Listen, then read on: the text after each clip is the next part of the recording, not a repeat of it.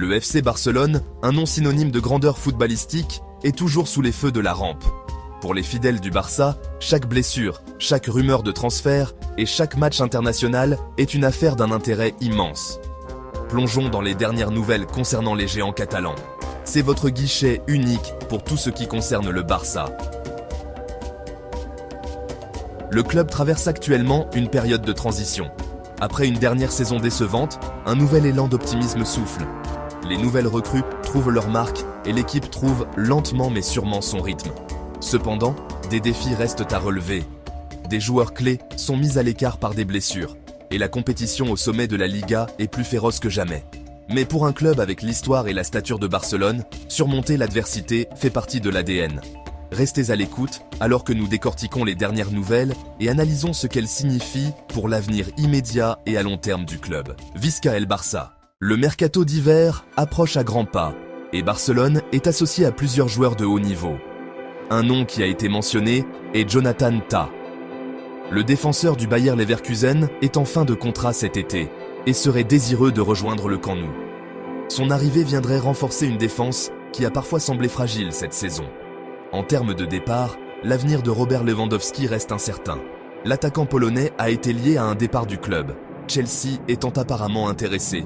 Son départ laisserait un vide important en attaque, et il reste à voir si Barcelone serait prêt à le laisser partir. Sur le front des blessures, il y a des nouvelles positives concernant Ronald Araujo. Le défenseur uruguayen a été mis à l'écart en raison d'une blessure au genou, mais il est sur le point de revenir en action. Sa présence sera un atout majeur pour la ligne arrière. Cependant, la condition physique de Frenkie de Jong suscite des inquiétudes. Le milieu de terrain néerlandais souffre d'un problème à la cheville et est engagé dans une course contre la montre pour être prêt pour la deuxième partie de la saison. Autre jeune talent qui fait parler de lui, Ibrahim Diarra. L'adolescent malien rejoindra le club en janvier après avoir eu 18 ans. S'il devrait débuter avec l'équipe des jeunes, sa signature témoigne de l'engagement de Barcelone à former de jeunes talents.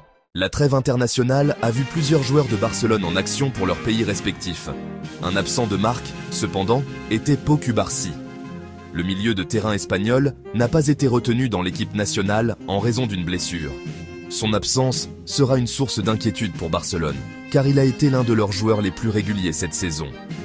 Il y a eu de meilleures nouvelles pour l'Espagne, cependant, puisqu'elle a remporté une victoire 2-1 sur le Danemark en Ligue des Nations.